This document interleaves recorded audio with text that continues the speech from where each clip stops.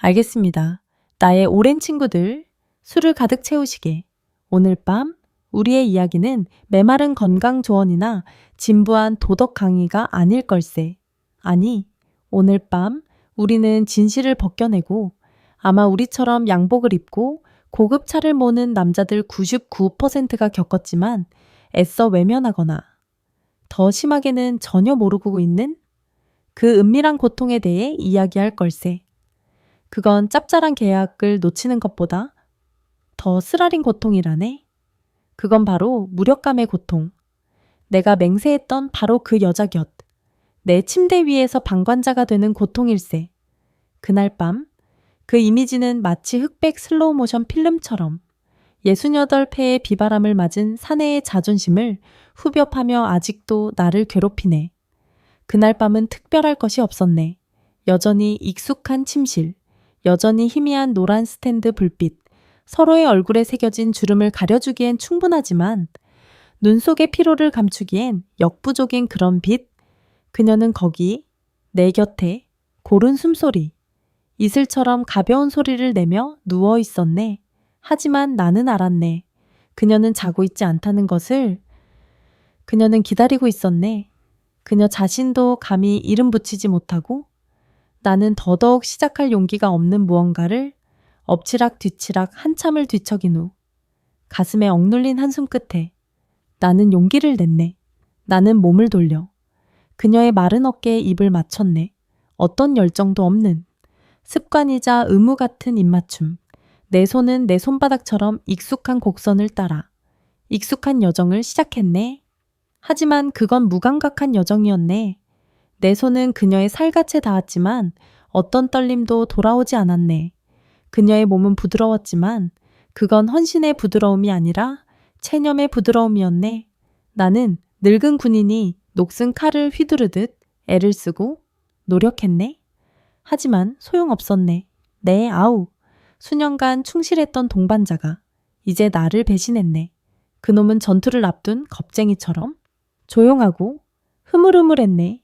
그리고 최악의 일이 일어났네.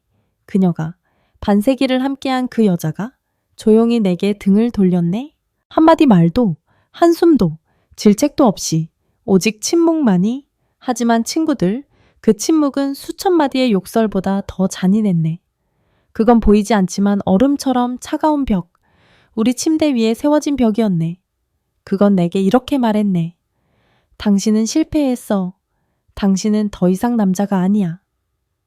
그날 밤 나는 잠을 이룰 수 없었네. 나는 조용히 침대를 빠져나와 마치 범행을 저지른 범인처럼 소리내지 않으려 애썼네. 나는 화장실로 들어가 문을 굳게 닫았네. 나는 거울 앞에 서서 그 안의 패배자를 똑바로 쳐다보았네. 희끗희끗한 머리, 움푹 들어간 눈, 세월의 흔적이 새겨진 주름을 가진 거울 속의 남자는 더 이상 내가 아니었네. 그건 그녀를 얼굴 붉히게 했던 남편도, 그녀와 함께 뜨거운 밤을 보냈던 연인도, 가족의 든든한 기둥도 아니었네. 아니, 그건 그저 무력한 늙은이, 텅 빈 껍데기, 유통기한이 지난 기계일 뿐이었네. 그리고 어린애였을 때 이후로 처음으로 나는 울었네. 사내의 눈물은 줄줄 흐르지 않았네. 그건 뜨겁고 씁쓸했고 목구멍에 걸려 누군가 내 가슴을 쥐어짜는 듯했네. 나는 거실로 나와 어둠 속에 홀로 앉아 있었네. 창문으로 스며드는 희미한 노란 가로등, 불빛만이 내 말없는 눈물을 비추고 있었네. 그 고독감은 버림받는 것보다 더 끔찍했네. 그건 자신의 왕국을 잃은 왕, 무기를 잃은 전사의 고독이었네. 지금 여기, 그날 밤의 나처럼 어둠 속에 홀로 앉아있는 친구가 있는가? 자기 인생, 자기 결혼 생활에서 희미한 그림자일 뿐이라고 느끼는 친구가 있는가? 만약 있다면 내 이야기가 독한 술 한 잔, 공감의 어깨 두드림, 그리고 자네 혼자가 아니야, 친구라는 속삭임이 되길 바라네. 나는 은퇴한 의사. 남자들의 말 못할 고민을 전문으로 다뤘지. 하지만 오늘 밤 나는 의사와 환자로서가 아니라 남자 대 남자, 친구로서 무력감이라는 지옥을 겪고 돌아온 사람으로서 자네들과 이야기하고 싶네. 나는 한때 이 나이에는 모든 것이 끝났다고 생각했네. 열정의 불꽃은 꺼지고 시간에 재에 덮이기 직전에 희미한 숯불만 남았다고. 나는 아내와 한 방을 쓰는 룸메이트, 늙은이의 운명을 받아들였었지. 하지만 나는 틀렸었네. 내가 하려는 이야기는 텔레비전에서 광고하는 신비의 명약이 아니야. 치명적인 부작용을 일으킬 수 있는 파란 알약도 아니야. 그건 하나의 여정이라네. 시간을 거스르는 여정. 기계가 아니라 우리 조상들의 지혜와 우리 몸의 기적으로 자기 몸을 재발견하고 꺼진 줄만 알았던 불꽃을 되찾으며 가장 중요하게는 평생의 반려자와 잃어버렸던 연결을 되찾는 여정.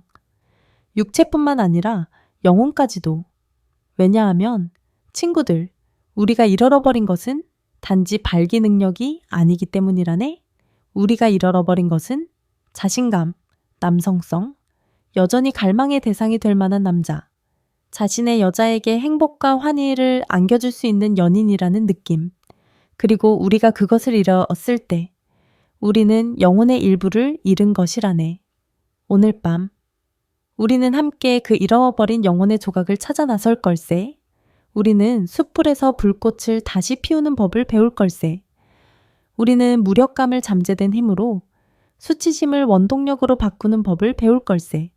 그리고 우리 자신에게, 그리고 우리의 여자에게 나이는 숫자에 불과하다는 것을 증명할 걸세.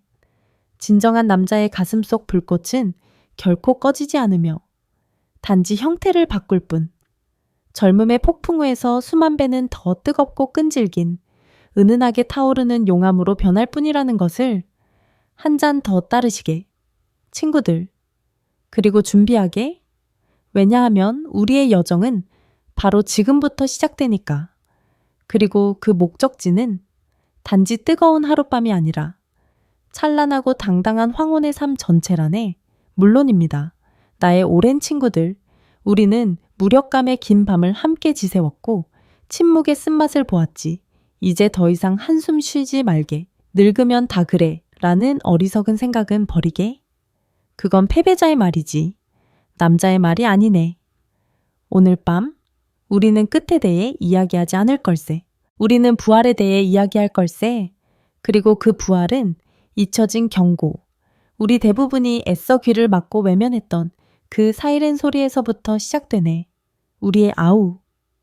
그 충실한 동반자가 기운이 빠지기 시작할 때, 절대적인 명령에 더 이상 복종하지 않을 때, 그건 단지 그 일의 문제가 아니네. 그건 단지 쾌감의 상실이나 자존심의 상처가 아니야. 아니, 그건 그보다 훨씬 더 깊고 심각하다네. 자네의 아우를 위대한 성체. 바로 자네의 몸의 성문을 지키기 위해 파견된 정의 보초병이라고 상상해보게. 그 보초병이 피곤해지고 해이해지기 시작할 때 그건 극도로 위험한 신호라네. 그건 저기 아주 가까이 와 있으며 자네가 전혀 알지 못하는 성벽 안에서 더 큰 문제, 은밀한 전쟁이 조용히 벌어지고 있다는 신호이지. 우리의 혈관계는 수백 년 된 고택에 얽히고 설킨 수도관 시스템과 같네. 큰 관들은 심장, 뇌와 같은 주요 구역으로 물을 공급하지. 하지만 더 작고 아주 미세한 관들도 있어. 가장 멀고 외진 곳까지 물을 공급하네. 자네의 아우에 있는 혈관은 바로 그 시스템에서 가장 작고 가장 연약하며 가장 민감한 관들이라네. 문제가 생겨 찌꺼기와 녹이 쌓이기 시작하면 어디가 가장 먼저 막히겠는가? 당연히 그 가장 작은 관들이지. 아우가 예전처럼 힘차고 끈기 있게 발기하지 않을 때. 그건 자네의 수도관 시스템에 심각한 문제가 생겼다는 조기 경보. 시끄러운 사이렌 소리라네. 그건 동맥경화반, 치명적인 혈전이 형성되기 시작했으며 머지않아 더 큰 관들을 공격할 수 있다는 신호이지. 심장병, 뇌졸중, 그 무시무시한 거인들은 결코 예고 없이 찾아오지 않네. 그리고 첫 번째 전령. 용감하지만 지쳐가는 보초병이 바로 우리의 아우라네. 내가 이야기했던 수원의 성공한 사업가 최민혁 씨는 3년 동안이나 이 경고를 무시한 대가로 너무나 비싼 값을 치렀네. 그는 심장마비에서 운 좋게 살아남았지만 그의 심장에는 결코 아물지 않을 상처가 남았네. 수술 후 병상에 누워 그는 후회 가득한 목소리로 내 손을 잡고 말했네. 선생님, 만약 그때 그 작은 일 때문에 병원에 갔더라면 나는 술 때문이라고 생각했어요. 온갖 보약을 다 먹었지만 내 몸의 소리를 들으려 하지 않았죠. 3년 내내 비명을 지르며 구조를 요청했는데 나는 애써 귀를 막았던 겁니다. 최 씨의 이야기는 유일한 경우가 아니네. 그건 저 밖에 있는 수만 명의 남자들의 비극이라네. 우리는 외제술, 호화로운 파티, 번쩍이는 차에는 수많은 돈을 쓰면서 내 아우에게 문제가 있다는 단순한 진실은 마주하려 하지 않네. 우리는 부끄러워하고 비난받을까 두려워하네. 우리는 그것을 남성성의 실패로 여기면서 그것이 생명의 구조 요청이라는 것은 깨닫지 못하네. 그러니 친구들, 더 이상 그 경고를 무시하지 말게. 오늘부터 자신의 몸에 귀 기울이는 법을 배우게. 아우가 매일 아침 당당하게 경례하지 않을 때 서둘러 겁먹지는 말되 그냥 넘기지도 말게. 그걸 하나의 신호로 여기게. 이제는 변해야 한다는 평생을 살아온 그 집을 다시 돌봐야 할 때라는 신호로 그것이 바로 남성성을 되찾는 여정의 첫 번째이자 가장 중요한 걸음이라네. 그리고 귀를 기울여 진실을 받아들였다면 우리는 무엇을 해야 할까? 바로 병원으로 달려가 파란 알약의 도움을 청해야 할까? 그건 하나의 선택지이지. 하지만 솔직해지자고. 친구들, 그 알약들이 정말로 문제의 근원을 해결해 주는가? 아니면 그저 진행 중인 암을 감추는 진통제, 일시적인 해결책일 뿐인가? 그 알약들은 마치 낡은 기계를 시동 걸기 위해 세게 한 대 치는 것과 같네. 기계는 돌아갈 수도 한순간 굉음을 낼 수도 있지. 하지만 그 후는 그 충격은 톱니바퀴를 더 빨리 닳게 하고 부품을 헐겁게 하며 결국 기계는 더 심하게 고장나네. 두통, 안면 홍조, 그리고 더 심각하게는 심혈관계 위험과 같은 부작용은 말할 것도 없고 그건 항상 지는 쪽이 더 많은 도박과 같네. 충격이나 도박이 필요 없는 다른 길이 있네. 자연스럽고 끈기 있으며 우리 조상들의 지혜, 가장 단순해 보이는 것들에서 비롯된 길. 그 비밀은 바로 자네들의 부엌에 있네. 우리 어머니, 할머니들은 항상 알고 있었지만 우리 남자들은 종종 무시했던 바로 그곳에 첫 번째 비밀은 바로 사과 식초라네. 우습고 하찮게 들리는가? 값싼 양념이 무슨 대단한 일을 하겠는가? 하지만 서둘러 웃지 말게. 현대과학은 수년간의 복잡한 연구 끝에 마침내 우리 할머니, 어머니들이 민간 경험을 통해 수천 년 전부터 알고 있던 것을 고개 숙여 인정해야 했네. 사과 식초의 아세트산은 몸에 들어가면 부지런하고 효율적인 청소부처럼 활동하네. 그건 수도관 시스템 구석구석을 파고들어 수년간 쌓인 녹슨 찌꺼기, 오물을 씻어내네. 그건 즉 혈관벽을 부드럽고 탄력 있게 만들어 혈액이 순조롭고 강력하게 흐르도록 돕네. 그건 마치 막힌 하수관 전체를 뚫어려 생명의 물줄기가 가장 먼 곳까지 흘러갈 수 있게 하는 것과 같네. 하지만 사과 식초 혼자로는 부수기만 하고 짓지는 못하는 인부와 같네. 그건 시너지 효과를 내기 위한 동반자, 전우가 필요하네. 그리고 그 전우 또한 바로 자네들의 부엌, 귀한 황금 액체 속에 있네. 그건 바로 참기름이라네. 슈퍼마켓에서 파는 정제된 참기름이 아니야. 나는 검은 깨를 저은 압착한 순수한 참기름을 말하는 걸세.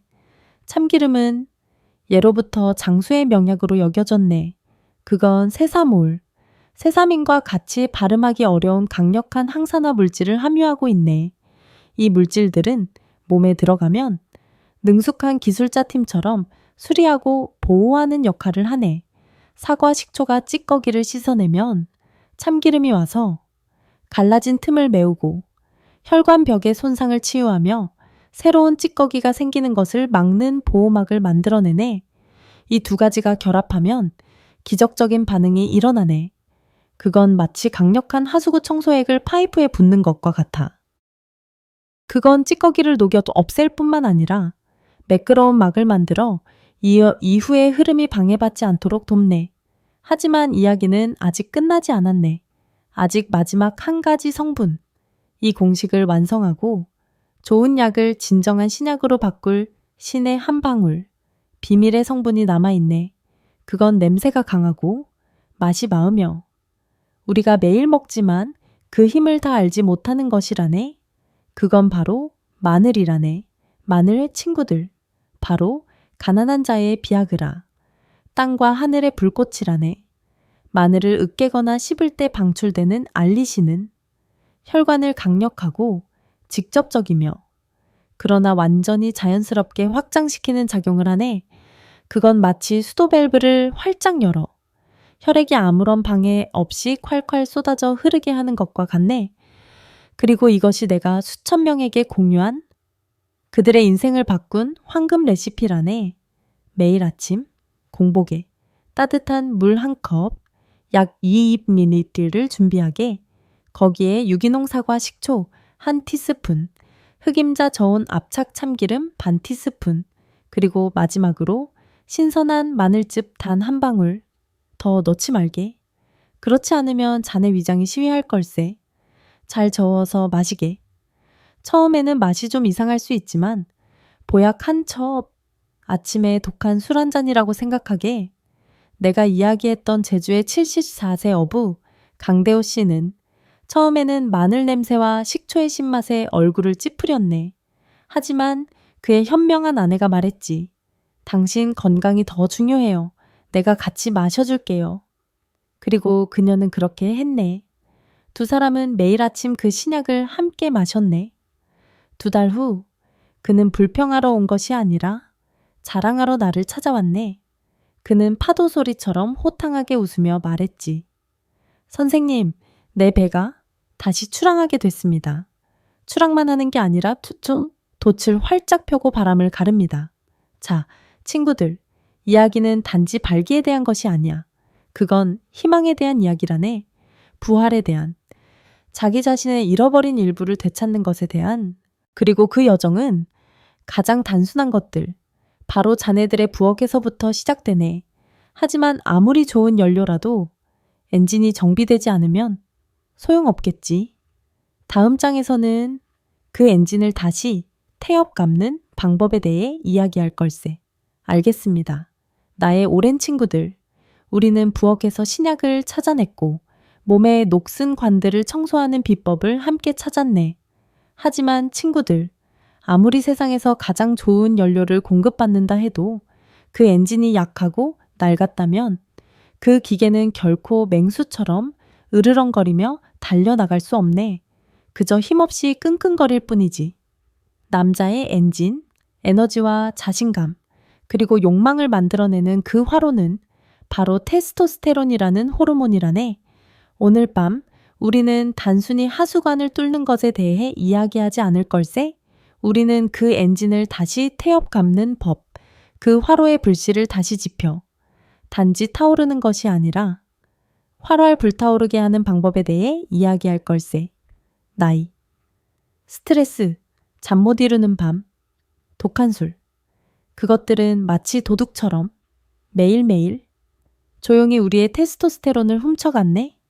매년 조금씩 우리가 67이 되었을 때 그 화로는 희미한 숯불만 남게 되었지. 그것이 바로 우리가 피곤함을 느끼는 이유, 근육이 위축되는 이유, 그리고 수컷의 가장 강렬한 본능인 섬욕이 바람 앞의 등불처럼 약해지는 이유라네. 많은 이들이 이 말을 들으면 바로 호르몬 주사나 남성성 강화라고 광고하는 약들을 떠올릴 걸세. 하지만 내가 말해주지. 그건 위험한 길. 한 판은 이길 수 있어도 인생 전체를 잃을 수 있는 도박이라네. 외부에서 인공적으로 호르몬을 주입하는 것은 마치 타오르는 불에 기름을 붓는 것과 같아.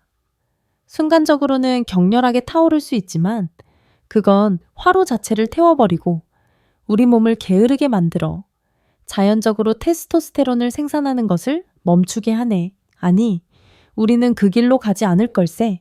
우리는 옛 시절의 왕, 전사들의 길을 갈 걸세. 우리는 창조주가 내려준 바로 그것들로 우리 몸이 그 귀한 순금을 스스로 다시 생산하도록 강요할 걸세. 우리는 왕처럼 먹고 전사처럼 움직이는 법을 배울 걸세. 왕처럼 먹기 사치스럽게 들릴지 모르지만 그렇지 않네. 진정한 왕은 기름진 산의 진미를 먹지 않네. 왕은 자신의 힘과 명석함을 유지하기 위해 가장 영양가 있고 정수만을 먹지. 그리고 테스토스테론을 만드는 가장 중요한 재료는 바로 아연이라네. 아연은 우리 호르몬 생산 공장의 벽돌이자 시멘트이지. 물론 굴은 아연이 풍부한 음식의 왕이라네. 신선한 굴 몇 개의 레몬즙을 뿌려 화이트 와인 한 잔과 함께라면 그건 신들의 만찬이자 가장 강력하고 자연스러운 자극제이지. 그건 아연을 공급할 뿐만 아니라 가장 원초적인 욕망까지도 깨우네. 하지만 매일 굴을 먹을 형편이 되는 사람은 많지 않지. 걱정 말게. 충성스러운 군사들은 아직 많이 있네. 소고기, 특히 사태나 우둔살 부위에는 아연이 풍부하네. 기름진 스테이크는 잊어버리게. 풋고추를 넣고 푹 끓인 사태찜이나 레몬을 곁들인 육회를 만들게. 일주일에 2번 정도면 충분하네. 계란. 그 평범해 보이는 식품은 사실 영양폭탄이라네.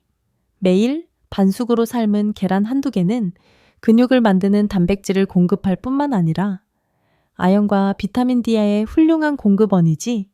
그리고 작지만 비범한 힘을 가진 씨앗들을 잊지 말게. 호박씨, 해바라기씨.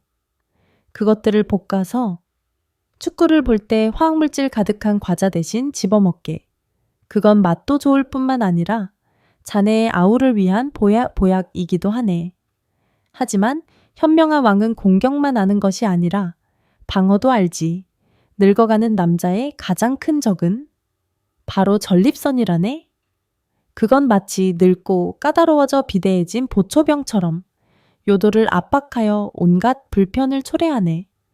그리고 이 까다로운 보초병을 달래줄 가장 좋은 친구는 바로 동양에서 온 친구, 콩이라네. 콩이 남성성을 감소시킨다는 터무니없는 소문은 잊어버리게. 그건 중상모략이야. 매일 콩을 먹는 아시아 남성들은 전 세계에서 전립선암 발병률이 가장 낮네. 왜일까? 왜냐하면 콩에는 이소플라본이라는 성분이 들어있는데 이 성분은 호르몬을 조절하고 전립선의 비정상적인 성장을 막는 능력이 있기 때문이라네. 두부를 먹고 두유를 마시게. 그리고 특히 한국의 된장이나 청국장, 일본의 나토와 친해지게. 이 발효식품들은 전립선에 좋을 뿐만 아니라 유익균의 군대가 되어 자네의 장을 건강하게 하고 그로 인해 전반적인 건강을 개선시켜주네. 내가 만난 안동의 77세 정어르신은 매일 아침 된장찌개를 드신다고 하셨네. 처음엔 그 구수한 냄새를 꺼려 하셨지만 이제는 하루라도 안 먹으면 뭔가 허전하다고 하시더군. 그 어르신은 또래보다 10년은 젊어 보이셨고 무엇보다 아내분과의 그 일이 여전히 뜨겁다고 자랑하셨지. 전사처럼 움직이기 먹는 것은 절반에 불과하네. 아무리 산의 진미를 먹는 왕이라도 하루 종일 옥자에만 앉아 있다면 약해질 뿐이지. 남자는 움직여야 하네. 하지만 젊은 놈들이 근육을 뽐내는 헬스장에서의 격렬한 운동이 아니야. 아니, 우리는 그들과 경쟁할 필요가 없네. 우리의 전쟁은 다른 전쟁. 바로 우리 자신의 게으름과 시간과의 전쟁이라네. 이 나이의 남자에게 가장 좋은 운동은 덤벨을 드는 것도 마라톤을 뛰는 것도 아니네. 그건 아주 단순하지만 남성성의 뿌리에 직접적으로 작용하는 운동이라네. 그건 바로 골반적인 조이기 운동, 즉 케겔 운동이라네. 네, 자네들 잘못 들은 게 아니야. 사람들이 흔히 산후 여성들을 위한 운동이라고 말하는 바로 그 운동이 남자의 남성성을 위한 황금 열쇠라네. 골반저근이 무엇인가? 그건 골반 바닥에 있는 방광, 장, 그리고 자네의 아우까지 받쳐주는 해먹 모양의 근육이라네. 나이가 들면서 이 해먹은 늘어지고 약해지지. 그것이 바로 우리가 소변을 예전처럼 세게 보지 못하는 이유. 그리고 아유가 발기를 오래 유지하지 못하는 이유라네. 이 운동은 극도로 간단하네. 소변을 보다가 갑자기 누가 문을 두드려 멈춰야 할 때를 상상해 보게. 그때 멈추기 위해 사용하는 근육이 바로 골반저근이라네. 이제 그 근육을 조이는 연습을 하게. 5초 동안 꽉 조였다가 5초 동안 천천히 풀어주게. 10번 반복하게. 그게 한 세트라네. 하루에 3, 4세트 정도 하게. 가장 멋진 점이 무엇인지 아는가? 자네는 언제 어디서든 이 운동을 할 수 있네. 텔레비전을 보면서, 차가 막히는 도로에서 운전하면서, 지루한 회의에 앉아 있으면서 아무도 자네가 뭘 하는지 모르지. 하지만 자네의 몸, 특히 자네의 아우는 알 걸세. 그놈은 자네에게 고마워할 걸세. 이 근육을 단련하는 것은 소변 조절을 더 잘하게 해줄 뿐만 아니라 아우 안에 피를 가두어 더 오래, 더 강하게 발기하도록 돕네. 그건 마치 댐을 보강하여 더 많은 물을 가두고 더 강한 물줄기를 만들어내는 것과 같네. 순천의 75세 이 선생님은 이 운동이 자신의 인생을 바꿨다고 하셨네. 처음엔 그도 이게 무슨 운동인가 싶었다고. 하지만 한 달간 꾸준히 하자. 한밤중에 화장실 가려고 깨는 횟수가 줄어들었다는 것을 깨달았네. 그리고 어느 날 아침 그는 수년 동안 보지 못했던 광경, 자신의 아우가 당당하게 경례하는 것을 보고 놀랐다고 했네. 물론 그 운동만 하지는 말게. 걷기와 병행하게. 빠르게 걷기. 하루 30분. 그건 혈액순환을 돕고 군살을 태우며 스트레스를 해소해주지. 걸을 때 배를 살짝 집어넣고 엉덩이에 힘을 주게. 이 행동은 자동적으로 골반저근도 활성화시키네. 자, 친구들, 왕과 전사의 춤. 가장 정수만을 먹고 가장 핵심만을 운동하는 것. 그건 비싼 헬스장이나 호화로운 식품을 요구하지 않네. 그건 인내와 규율, 그리고 변하고자 하는 결심을 요구하네. 자네가 자신의 몸에 올바른 종류의 연료를 공급하고 올바른 방식으로 엔진을 재시동할 때 자네는 백발이 성성한 자신의 내면에 여전히 숨겨져 있는 잠재적인 힘에 놀라게 될 걸세. 자네는 단지 침실에서의 남성성만을 되찾는 것이 아니야. 자네는 자신감, 활력, 그리고 삶의 모든 측면에서의 즐거움을 되찾게 될 걸세? 알겠습니다. 나의 오랜 친구들, 우리는 왕처럼 먹고 전사처럼 움직이는 것에 대해 이야기했지. 우리는 기계에 연료를 채웠고 엔진을 다시 감았네. 하지만 친구들, 아무리 강력한 경주용 자동차라도 으르렁거리는 엔진과 최고급 연료를 갖췄다 한들 운전자가 없거나 더 심하게는 운전자가 떨고 있고 두려워하고 있다면 그건 그저 쓸모없는 쇳덩거리에 불과하네. 남자의 기계를 조종하는 것, 모든 것을 제어하는 것은 근육도 호르몬도 아니네. 그건 바로 정신이라네. 오늘 밤 우리는 이 춤의 가장 깊고 가장 복잡하며 동시에 가장 강력한 부분으로 들어갈 걸세. 정신을 지배하고 평온을 되찾으며 자신의 여자와의 연결을 가장 강력한 자극제로 바꾸는 것 말일세. 스트레스와 불안, 그 두 보이지 않는 악마야말로 남성성의 가장 큰 적이라네. 그건 나이보다, 질병보다 더 위험하네. 특히 실패에 대한 두려움. 이번에는 할 수 있을까? 그녀가 실망하지는 않을까? 지난번처럼 또 실패하면 어쩌지? 그 질문들은 마치 독사처럼 그 시간 직전에 조용히 자네의 정신 속으로 기어들어와 의심과 걱정의 독을 혈관에 주입하네. 그리고 정신이 독에 중독되면 몸은 결코 명령에 따르지 않네. 적나라하게 설명해주지. 자네가 걱정하고 두려워하면 몸은 코르티솔이라는 스트레스 호르몬을 분비하네. 이 코르티솔이라는 놈이야말로 테스토스테론과는 상극인 원수지간이라네. 그건 테스토스테론 생산을 방해하고 더 심하게는 혈관을 수축시키네. 피가 아우에게 풍부하게 흘러 들어갈 수 없게 되는 거지. 그건 마치 누군가 꽉 쥐고 있는 호스에 물을 펌프질 하려는 것과 같네. 아무리 애를 써도 소용없네. 악순환이 시작되네. 걱정은 실패로 이어지고 실패는 다음번에 대한 걱정을 더욱 키우지. 그렇게 자네는 스스로를 두려움의 감옥에 가두게 되네. 나는 그런 남자를 만난 적이 있네. 부산에서 온 사업가 박 씨는 20년 넘게 아내와 각방을 썼었지.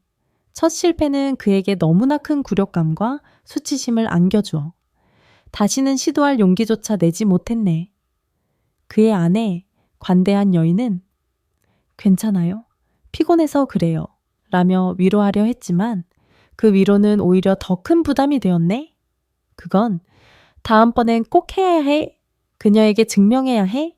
라는 보이지 않는 압박감을 만들었지. 그리고 그 성공해야 한다는 압박감이 모든 성공 가능성을 죽여버렸네. 그는 도망치는 길을 택했네. 그는 자신과 아내 사이에 침묵과 회피라는 벽을 쌓아 상처 입은 자존심을 보호하려 했지. 그리고 그는 나를 찾아왔네. 약을 달라고 온 게 아니었어. 영혼의 탈출구를 찾으러 온 것이었지. 그리고 그 탈출구는 멀리 있지 않았네.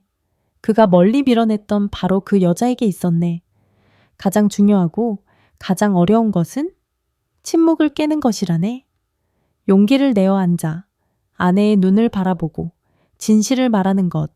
아우에 대한 진실이 아니라 자네의 두려움에 대한 진실을 여보, 나는 두려워. 당신을 실망시킬까봐. 내가 더 이상 당신이 사랑했던 그 남자가 아닐까봐 두려워. 그 고백은 비범한 용기를 필요로 하네. 그건 남자의 갑옷을 벗어던지고 그 아내의 연약한 심장을 드러내는 것이지. 하지만 날 믿게 자신의 연약함을 솔직하게 드러내는 남자보다 더 매력적인 것은 없다네. 자네의 여자는 그녀는 자네를 비웃지 않을 걸세. 그녀는 자네를 안아줄 걸세. 그녀는 자네와 함께 울어줄 걸세. 왜냐하면 마침내 수년 만에 그녀는 이해했기 때문이라네. 그녀는 자네가 멀어진 것이 더 이상 그녀를 사랑하지 않아서가 아니라 그녀를 너무나 사랑해서 그녀를 실망시킬까 두려웠기 때문이라는 것을 그리고 이해가 생기고 침묵의 벽이 무너졌을 때 바로 그때 정신의 춤이 시작되네. 박 씨와 그의 아내는 다시 데이트를 시작했네. 그들은 손을 잡고 산책하고 몇 시간이고 앉아도 없는 이야기를 나누었지. 그는 듣는 법, 정말로 귀 기울여 듣는 법을 배웠네. 대답하기 위해 듣는 것이 아니라 그의 아내가 모든 것을 바꾼 한마디를 했네. 여보, 당신은 아무것도 증명할 필요 없어요. 그저 이렇게 내 곁에 있어주고 내 손을 잡아주는 것만으로도 나는 너무 행복해요. 그 말은 마치 만능 결쇠처럼 박 씨가 스스로를 가두었던 감옥문을 활짝 열었네. 성공해야 한다다는 부담감이 벗겨졌지. 그리고 압박감이 사라졌을 때, 목표가 더 이상 도착점이 아니라 여정이 되었을 때, 기적이 일어났네. 어느 날 밤, 두 사람이 아무 의도 없이 서로를 안고 잠들어 있을 때, 그의 아우가 저절로 자연스럽고 힘차게 수년간의 이별 끝에 인사를 건네듯 부활했네. 배우자와의 연결 외에도 자네는 자신과 연결되는 법도 배워야 하네. 호흡을 다스리는 법을 배우게. 호흡이야말로 정신과 육체를 잇는 끈이라네. 자네가 걱정하면 호흡은 얕고 가빠지네. 자네가 평온하면 호흡은 깊고 고르게 되지. 이 운동을 한번 해보게. 내가 선승찬생들에게서 배워. 우리 친구들을 위해 변형한 것이라네. 매일 밤 잠들기 전 아내 곁에 나란히 눕게. 그녀도 함께하게 하게. 한 손은 가슴에, 한 손은 배에 올려놓게. 눈을 감게. 코로 천천히 숨을 들이마시며 속으로 하나부터 4까지 세게. 하지만 가슴으로 숨 쉬지 말게. 배 깊숙이 숨을 들이마시게. 배 위에 놓인 손이 마치 풍선이 부풀어 오르듯 천천히 올라오는 것을 느껴보게. 이것이 바로 생명의 호흡, 힘의 호흡이라네. 약 2초간 숨을 멈추게 고요함. 몸속의 평온함을 느껴보게. 그리고 입으로 천천히 내쉬며 속으로 하나부터 6까지 세게. 아주 천천히, 남김없이. 마치 모든 걱정, 모든 스트레스를 불어 내보내듯이 배 위에 손이 천천히 내려가는 것을 느껴보게. 들이마시는 숨보다 내쉬는 숨을 길게 하는 이 호흡법은 신비한 효과가 있네. 그건 부교감 신경, 몸의 브레이크 시스템을 활성화시키네. 그건 심장 박동을 늦추고 혈압을 낮추며 혈관, 특히 골반 부위의 혈관을 확장시키네. 피가 아우에게 더 자연스럽고 쉽게 흘러가게 되지. 이 호흡을 매일 밤 10번 반복하게. 하지만 단지 숨만 쉬지 말고 상상하게. 숨을 들이마실 때 황금빛 에너지, 하늘과 땅의 생기가 곧장 하복부로 들어와. 그곳을 따뜻하게 설레게 만든다고 상상하게. 숨을 내쉴 때 검은 연기, 무력감, 자격지심, 과거의 실패의 연기를 내뿜는다고 상상하게. 만성불면증에 시달리던 대전의 70세 초의 선생님은 이 호흡법이 자신을 구원했다고 했네. 처음엔 그도 숨 쉬는 것에 집중하는 것이 오히려 더 신경 쓰였다고. 하지만 일주일쯤 지나자 익숙해졌다고 하더군. 이제는 5번만 해도 스르르 잠이 온다고. 그리고 가장 기적적인 것은 그의 아우가 매일 아침 놀랍게도 다시 반응하기 시작했다는 것이라네. 자, 친구들, 정신의 춤. 그건 배우자와의 연결과 자기 자신과의 연결의 조합이라네. 그건 침실을 단지 잠자는 곳 혹은 의무를 이행하는 곳이 아니라 평온과 신뢰 그리고 사랑의 성소로 만드는 것이라네. 자네가 정신을 지배하고 두려움의 악마를 쫓아냈을 때 먹는 것이나 운동하는 것은 몇 배나 더 효과적이 될 걸세. 왜냐하면 자네의 기계는 단지 좋은 연료, 강력한 엔진만 가진 것이 아니라 이제는 유능한 운전자, 평온하고 자신감 있으며 모든 여정에 준비된 운전자를 가졌기 때문이라네. 그리고 그 여정은 단지 육체적 쾌감으로 이어지는 것이 아니라 영혼의 평온, 그리고 평생의 반려자와의 그 무엇도 깨뜨릴 수 없는 깊은 유대감으로 이어질 걸세? 알겠습니다. 나의 오랜 친구들, 우리는 왕처럼 먹고 전사처럼 움직이는 것에 대해 이야기했지. 우리는 기계의 연료를 채웠고 엔진을 다시 감았네. 하지만 친구들, 아무리 강력한 경주용 자동차라도 으르렁거리는 엔진과 최고급 연료를 갖췄다 한들 운전자가 없거나 더 심하게는 운전자가 떨고 있고 두려워하고 있다면 그건 그저 쓸모없는 쇳덩거리에 불과하네. 남자의 기계를 조종하는 것, 모든 것을 제어하는 것은 근육도 호르몬도 아니네. 그건 바로 정신이라네. 오늘 밤 우리는 이 춤의 가장 깊고 가장 복잡하며 동시에 가장 강력한 부분으로 들어갈 걸세. 정신을 지배하고 평온을 되찾으며 자신의 여자와의 연결을 가장 강력한 자극제로 바꾸는 것 말일세. 스트레스와 불안. 그 두 보이지 않는 악마야말로 남성성의 가장 큰 적이라네. 그건 나이보다 질병보다 더 위험하네. 특히 실패에 대한 두려움. 이번에는 할 수 있을까? 그녀가 실망하지는 않을까? 지난번처럼 또 실패하면 어쩌지? 그 질문들은 마치 독사처럼 그 시간 직전에 조용히 자네의 정신 속으로 기어들어와 의심과 걱정의 독을 혈관에 주입하네. 그리고 정신이 독에 중독되면 몸은 결코 명령에 따르지 않네. 적나라하게 설명해주지. 자네가 걱정하고 두려워하면 몸은 코르티솔이라는 스트레스 호르몬을 분비하네. 이 코르티솔이라는 놈이야말로 테스토스테론과는 상극인 원수지간이라네. 그건 테스토스테론 생산을 방해하고 더 심하게는 혈관을 수축시키네. 피가 아우에게 풍부하게 흘러 들어갈 수 없게 되는 거지. 그건 마치 누군가 꽉 쥐고 있는 호스에 물을 펌프질하려는 것과 같네. 아무리 애를 써도 소용없네. 악순환이 시작되네. 걱정은 실패로 이어지고 실패는 다음번에 대한 걱정을 더욱 키우지. 그렇게 자네는 스스로를 두려움의 감옥에 가두게 되네. 나는 그런 남자를 만난 적이 있네. 부산에서 온 사업가 박 씨는 20년 넘게 아내와 각방을 썼었지. 첫 실패는 그에게 너무나 큰 굴욕감과 수치심을 안겨주어 다시는 시도할 용기조차 내지 못했네. 그의 아내, 관대한 여인은 괜찮아요. 피곤해서 그래요. 라며 위로하려 했지만 그 위로는 오히려 더 큰 부담이 되었네. 그건 다음번엔 꼭 해야 해. 그녀에게 증명해야 해.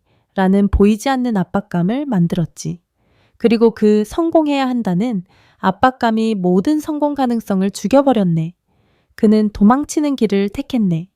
그는 자신과 아내 사이에 침묵과 회피라는 벽을 쌓아 상처 입은 자존심을 보호하려 했지. 그리고 그는 나를 찾아왔네.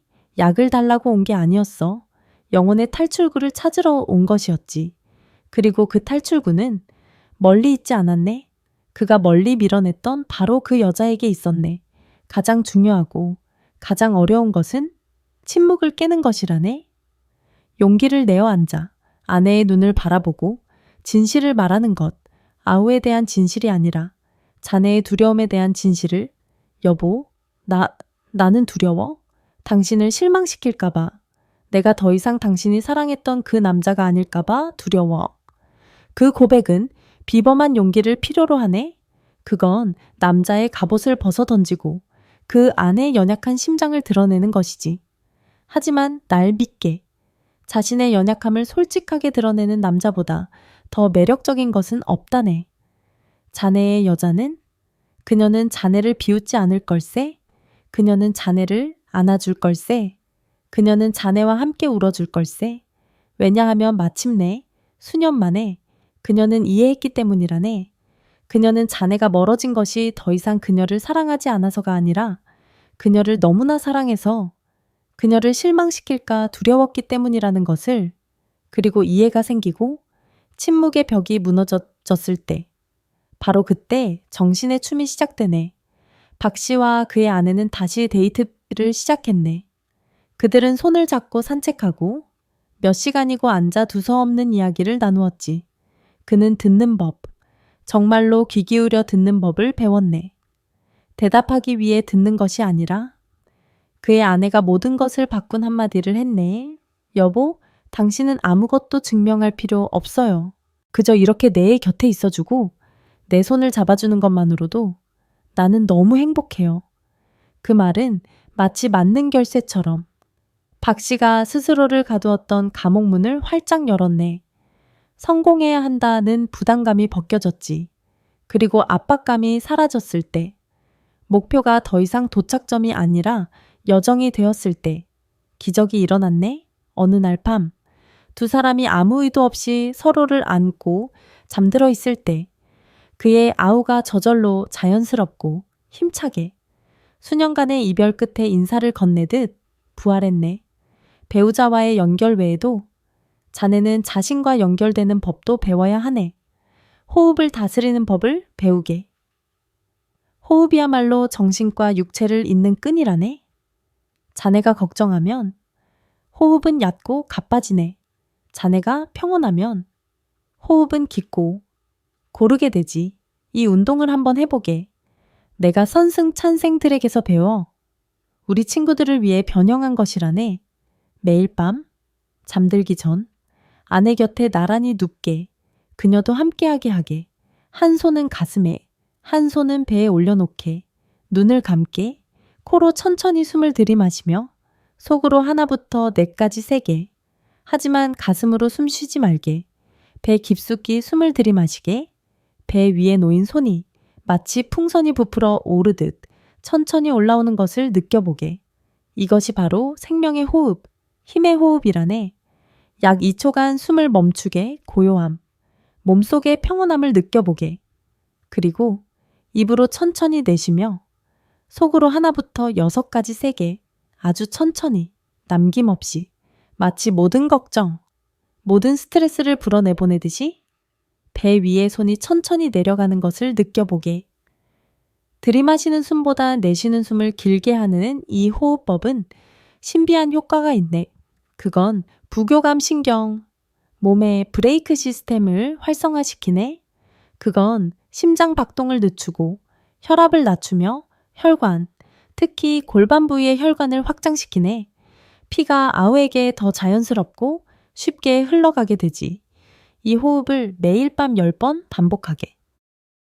하지만 단지 숨만 쉬지 말고 상상하게 숨을 들이마실 때 황금빛 에너지, 하늘과 땅의 생기가 곧장 하복부로 들어와 그곳을 따뜻하게 설레게 만든다고 상상하게 숨을 내쉴 때 검은 연기, 무력감, 자격지심, 과거의 실패의 연기를 내뿜는다고 상상하게 만성 불면증에 시달리던 대전의 70세 초의 선생님은 이 호흡법이 자신을 구원했다고 했네.